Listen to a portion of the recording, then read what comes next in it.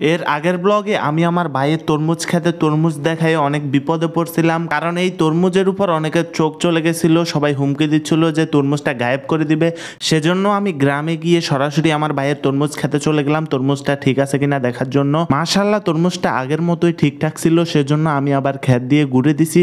ও আচ্ছা, এইটাকে আমি খ্যার বলাতে আগেরবার আমার ভিডিওতে অনেকেই কমেন্ট করছে খ্যার কি জিনিস, ভাই তোমরা হচ্ছে সিরাজউদ্দৌলার বংশধর, তোমরা খ্যার চিনবা না, তোমরা খড় চিনবা না, তোমরা কিছু চিনবা না। যাই হোক, পরবর্তীতে আমি দেখতে পেলাম এখানে আমার ভাই আরও কিছু কাজ করেছে, কিন্তু আমি এটা বুঝতে পারতেছিলাম না যে কি করেছে। এখানে উনি একটা কেটলিকে বিভিন্ন ডিজাইন করে কাটছে এবং এর উপরের দিকে কিছু একটা জানি লাগাইছে, যেটা চারপাশে এই পোকাগুলা ঘুরতেছিল এবং আস্তে আস্তে করে পানিতে পড়তেছিল এবং মারা যাচ্ছিল।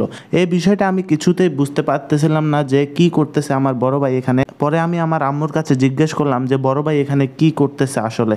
পরে আমার আম্মু আমাকে বুঝাই দিল যে বড় ভাই এখানে এই কাজটা শুধুমাত্র আমাদের এই একটা মাত্র তরমুজের জন্যই করছে। পরে আমি বিষয়টা দেখে অবাক হলাম, আমার বড় ভাই একটা তরমুজের জন্য এতটা ডেডিকেশন দিচ্ছে, সেই ক্ষেত্রে তরমুজটার দাম কত হওয়া উচিত অবশ্যই কমেন্ট বক্সে জানাবেন। যাই হোক, আমার আম্মু আমাকে এখানে পাঠাইছে লাল আলু তোলার জন্য। এখানে আমার বড় ভাই লাল আলুও চাষ করছে, মানে কিছু বাদ রাখে নাই, একটা জমিনে সবকিছু চাষ করে ফেলছে আমার বড় ভাই। একদিকে লাভ দেখতেছি আমারই হয়েছে, কারণ আমি ভিডিওগুলো বানাইতে পারতেছি। যাই হোক, পরবর্তীতে আমি লাল আলু তোলার জন্য চলে গেলাম। দেখা যাক আমি প্রথম গাছটাতে কয়টা লাল আলু পাই। আলুগুলো মূলত গাছের মোটা মোটা শিকড়ের মধ্যে হয়ে থাকে, আমার কোনো ধারণা নাই যে আমি কয়টা আলু পাইতে পারি একটা গাছের মধ্যে। অবশেষে লাল আলুর একটুখানি মাথা দেখতে পাইলাম, যেটা দেখে আমি অনেক খুশি হয়েছি। দেখা যাক এই আলুটা কত বড়। আস্তে আস্তে করে খুঁড়তেছিলাম, একটু একটু করে দেখার সময় দেখি আরেকটা আলু। ভাই ভাগ্যের উপর ভাগ্য, মনটা তো একেবারে চাঙ্গা হয়ে গেল। আরও ভিডিও করতেছিলাম, কন্টেন্টের উপর কন্টেন্ট। যাই হোক, এই আলুটা আস্তে আস্তে করে নেড়ে নেড়ে উপরের দিকে তুলতেছি। এটা যথেষ্ট বড় ছিল।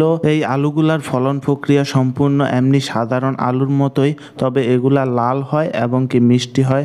যাই হোক, পরেরটা আমি আস্তে আস্তে করে নাড়াচাড়া দিয়ে তুলতেছি, দেখা যাক এটা মোটা হয় কিনা ওইটার মতো। এটাও যথেষ্ট বড় ছিল। আমি পুরো গাছটাকে মাটি থেকে আলাদা করে ফেললাম এবং দেখতেছিলাম যে আলুগুলা গাছের মধ্যে কেমন দেখাচ্ছে। পরে আমি দেখতে পেলাম ওই গাছের মধ্যে একই শিখরে আরও একটা আলু ছিল, এটা ওইখান থেকে ছুটে গেছে।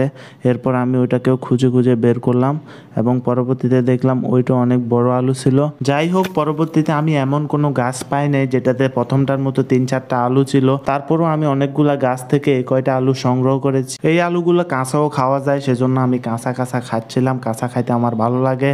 যাই হোক, আজকের জন্য এতটুকুই। দেখা হবে পরবর্তী কোনো ভিডিওতে। সে পর্যন্ত সবাই ভালো থাকবেন, সুস্থ থাকবেন। আসসালামু আলাইকুম।